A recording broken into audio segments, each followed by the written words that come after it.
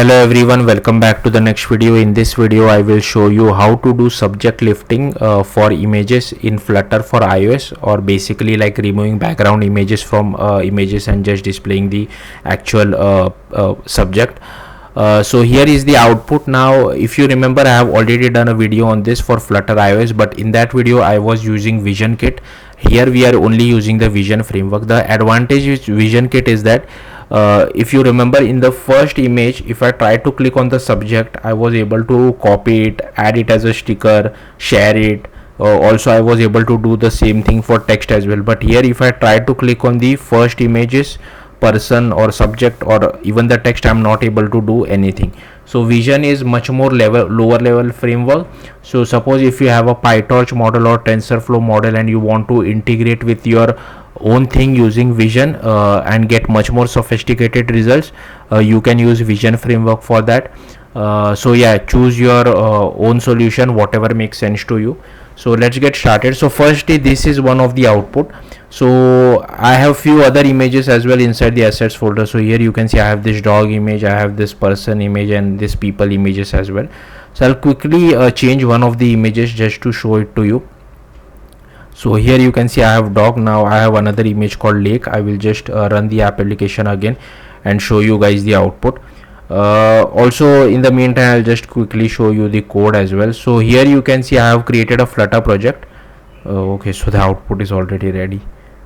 So also the calculations which I'm doing are on the main thread. If possible, try to do it on the background thread. I'm not really good at concurrency in Swift, that's why. Here you can see I was able to remove the background for the second image, and I'll show you one more output as well. I have the people image as well. I'll just quickly run it and show you guys the output.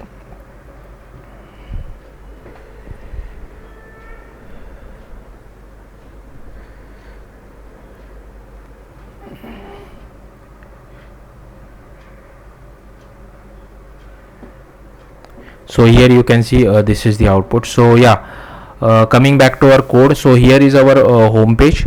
It is a stateless widget which I have created. Then I have this width and height for our media query, so that our the entire image views which you saw are the UI image view from native iOS. We are not using the image view from Flutter. That's why. And here I have created a size box passing the width and height, and this is our custom widget which I have created called my image view. So if you go to the custom widget, here we have created an identifier. So same identifier you will have to use it on native iOS side as well. It is a stateless widget, and here I'm checking if it is platform is iOS, then display this UI kit view. For other platform, just display this placeholder. Then you will have to open the XE workspace of iOS inside Xcode. Firstly, you will have to go to your project and make sure the iOS minimum deployment target is 17. Unfortunately, it's quite high, but yeah, this feature is only available from iOS 17. So again, over here also you will have to change it to iOS 17. Then you will have to go to assets, and here you can add whatever images you feel like. I have added 3 images. Then go to app delegate, and here we first register our view. So I'm using the same identifier which I have used it on the Flutter side, and here is a Swift file which I have created, which I am referencing over here. So you will have to create this Swift file. So this is the Swift file. Again, this is boilerplate code which we have to write every time we want to embed a native iOS inside of a Flutter project. So just copy paste it, and here you can see we are referencing another Swift file called my image view native view. So here I have created this Swift file, and I have imported Flutter UI kit as well as Vision. Here I have created our UI view. Then I have created 2 UI image views. Here I have created this request as well as this context, and here we initialize it, our UI view, set up our image views, and here you can change it to your own image name. And once we call this lift subject from image, we just assign to our subject image view. Here we are overriding this method and returning our parent view.